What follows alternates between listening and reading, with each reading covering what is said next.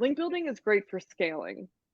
So Mm, a lot of yep. times people have plateaued in their organic traffic, or they're like, our blog is killer and we're not getting what we think we deserve. If Mm. you're thinking these things to yourself, link earning is probably the way to go. And it's the way to invest in the long term because you're like, okay, the content's ready to go. We're starting to get there. We're on page two. We feel if we just get that boost and we prove to readers and to Google that what we're doing is authoritative and that we're experts in this area.